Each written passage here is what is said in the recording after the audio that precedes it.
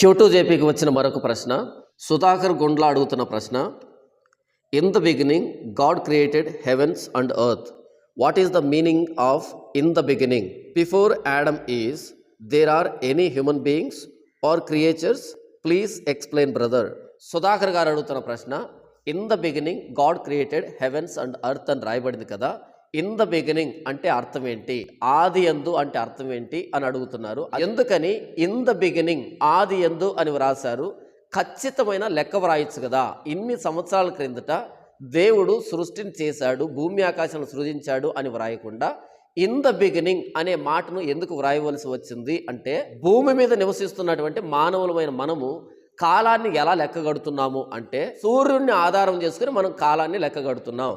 భూమి తన చుట్టూ తాను తిరగడానికి 24 గంటలు పడుతుందని, భూమి సూర్యుని చుట్టూ తిరిగి రావడానికి 365 రోజులు పడుతుందని ఇలా మనం కాలాన్ని లెక్కగడుతున్నాం. సూర్యుడిని ఆధారం చేసుకొని భూమి మీద నివసిస్తున్న మనం కాలాన్ని లెక్కించగలుగుతున్నాం. కాలాన్ని ఇన్ని గంటలని, ఇన్ని రోజులని, ఇన్ని నెలలని, ఇన్ని సంవత్సరాలని లెక్కగడుతున్నాం. అయితే in the beginning God created heavens and earth అని ఉంది కదా. ఈ సృష్టి ఎక్కడ జరుగుతుందంటే, మన చిన్న సూర్య కుటుంబానికి బయట విశ్వాంతరాలంలో జరుగుతున్నటువంటి ఆ మహా సృష్టి గురించి చెబుతూ దేవుడు ఇన్ ద బిగినింగ్ అని ప్రయోగించాడు. ఇన్ ద బిగినింగ్ అన్నది సూర్య కుటుంబాన్ని మనసులో పెట్టుకొని ఇన్ ద బిగినింగ్ అని దేవుడు మాట్లాడటం లేదు. సూర్య కుటుంబానికి బయట ఉన్నటువంటి ఆ విశ్వాంతరాలన్నీ, మహా విశ్వాంతరాలన్నీ ఈ రోజు కూడా సైన్స్ ఇంతగా డెవలప్ అయినప్పటికీ విశ్వం యొక్క చివర అంచు ఈ రోజు కూడా మనం కనిపెట్టలేకపోతున్నాం. ఈ సైన్స్ అండ్ టెక్నాలజీ ఇంతగా డెవలప్ అయినటువంటి,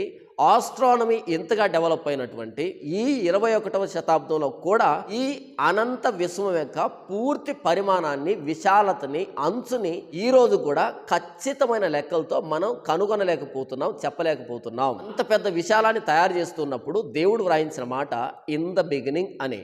ఆ విశ్వాంతరాలంలో మిల్కీ వే, పాలపుంత నక్షత్ర సమూహం, అందులో సూర్య కుటుంబం, ఆ సూర్య కుటుంబంలో భూమి మీద నిర్మాణం జరుగుతున్నప్పుడు అక్కడ మొదటి రోజు, రెండవ రోజు, మూడవ రోజు అని దేవుడు సమయాన్ని లెక్కించాడు. దేన్ని బట్టి అంటే, సూర్యుడిని రెఫరెన్స్ గా తీసుకుని భూమి మీద కాలాన్ని దేవుడు లెక్కగట్టాడు. ఆది యందు దేవుడు భూమి ఆకాశములను సృజించెను. భూమి అంటే సౌర కుటుంబంలో ఉన్న మన భూమి గురించి మాట్లాడుతున్నాడు. ఆకాశములను అనే బహువచనాన్ని వాడుతున్నాడు కదా. ఇది విశ్వాంతరాలాన్ని తయారు చేసిన విధానం గురించి మాట్లాడుతున్నాడు.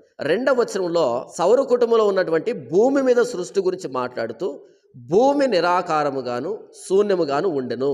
దేవుడు తన దృష్టిని విశ్వాంతరాలము నుంచి సౌర కుటుంబంలో ఉన్న భూమి మీదకి కేంద్రీకరిస్తూ భూమి నిరాకారంగాను శూన్యముగాను ఉండెను. చీకటి అగాధ జలము పైన కమ్మి ఉండెను. దేవుని ఆత్మ జలముల పైన అల్లాడుచుండెను. దేవుడు వెలుగు కమ్మని పలుకుగా వెలుగు కలిగెను. వెలుగు మంచిదైనట్టు దేవుడు చూచెను. దేవుడు వెలుగును చీకటిని వేరుపరచెను. దేవుడు వెలుగునకు పగలనియు చీకటికి రాత్రనియు పేరు పెట్టెను. అస్తమయమును ఉదయమును కలుగగా ఒక దినమాయెను. అస్తమయము, ఉదయము అన్నది సూర్యుని ఆధారం చేసుకుని మనం చెప్పాలి. అస్తమయము, ఉదయము అంటే సూర్యుని పాయింట్ ఆఫ్ రెఫరెన్స్గా తీసుకుని మాత్రమే చెప్పగలుగుతాము. భూమి మీద నిలవబడుకుని సూర్యుని పాయింట్ ఆఫ్ రెఫరెన్స్గా తీసుకుంటే మాత్రమే ఉదయము, అస్తమయము అనే మాటలకి ఒక అర్థం వస్తుంది. మొదటి వచనంలో విశ్వాంతరాలను తయారు చేశాడు కదా.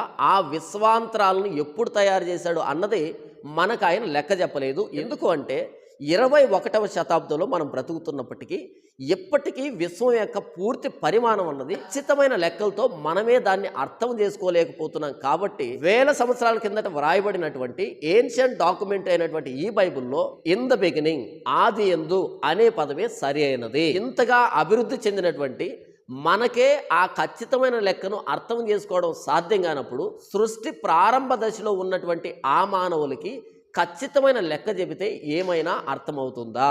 కనుక ఆది యందు, ఇన్ ద బిగినింగ్ అనే మాట సరైన మాట. అస్తమయమును ఉదయమును కలుగుగా ఒక దినమాయను.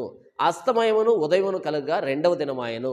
అస్తమయమును ఉదయమును కలుగా మూడవ దినమాయను. సూర్యుడిని, భూమిని పాయింట్ ఆఫ్ రెఫరెన్స్ గా తీసుకున్నప్పుడు మాత్రమే అస్తమయము, ఉదయము అనే వాటికి ఒక అర్థం వస్తుంది. విశ్వాంతరాలాన్ని దేవుడు ఎప్పుడు తయారు చేశాడు అన్నది మనకు అర్థం కావాలంటే దేవుణ్ణి పాయింట్ ఆఫ్ రెఫరెన్స్గా తీసుకున్నప్పుడు మాత్రమే విశ్వాంతరాలం యొక్క వయసు ఎంత అన్నది మనకు అర్థమవుతుంది.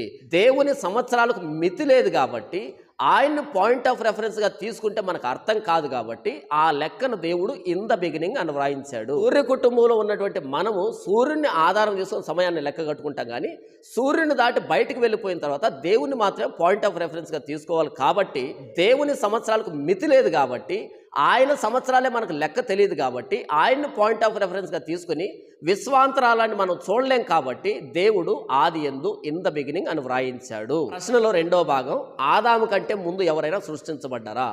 ఆదాము కంటే ముందు ఏ మానవుడు సృష్టించబడలేదు. సౌర కుటుంబంలో ఉన్నటువంటి ఈ భూగోళం మీద చేయబడిన మొట్టమొదటి మనిషి ఆదాము. ఆదాము కంటే ముందు ఎవరైనా మనుషులు సృష్టించబడి ఉంటే ఆదాము మొదటి మనిషి అనడానికి అర్థమే లేదు కదా. ఆదాము కంటే ముందు మనుషులు సృష్టించబడలేదు, కానీ ఆదాము కంటే ముందు జంతుజాలం అయితే సృష్టించబడింది. ఒకవేళ ఆదాము కంటే ముందు ఎవరైనా సృజించబడి ఉంటే, ఆదాము కంటే ముందు మానవులు ఎవరైనా ఉండి ఉంటే, నేలమంటు నుండి నరుడిని నిర్మించి వారి నాసికారంధ్రంలో దేవుడు జీవవాయువును ఊదాడు, అప్పుడు నరుడు జీవాత్మ అయ్యాడు అనే మాటకే అర్థం ఉండదు, నిరర్ధకమైన మాట అవుతుంది.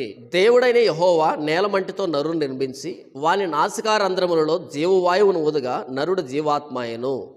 ఆదాము కంటే ముందు మనుషులు ఎవరూ లేరు. ఆదాము మాత్రమే ఈ సౌర కుటుంబంలో భూమి మీద ఏకైక మొట్టమొదటి మానవుడు. అయితే ఆదాము కంటే ముందు 5వ దినాన 6వ దినాన మొదటి భాగంలో క్రియేచర్స్ ఉన్నాయి, జంతుజాలం అయితే ఉంది. మీరు నిజంగా సత్యాన్వేషకులైతే బైబిల్లో ఉన్న వివిధమైన సంఘటనల్ని పైపైనే చూసి అపార్థం చేసుకోకుండా ఆ సంఘటనలకి నిజమైన అర్థాన్ని తెలుసుకోవాలి అంటే ఈ న్యూమరికల్ సింబల్ను వేసి Q2JP అని వ్రాసి మీ ప్రశ్నని 2 లేదా 3 లైన్లకు మించకుండా వ్రాసి కామెంట్ రూపంలో నాకు పంపించండి. వారం రోజుల్లోపు మీరు పంపించినటువంటి ఆ ప్రశ్నకి వీడియో రూపంలో సమాధానం చెప్పేదానికి నేను సిద్ధంగా ఉంటాను.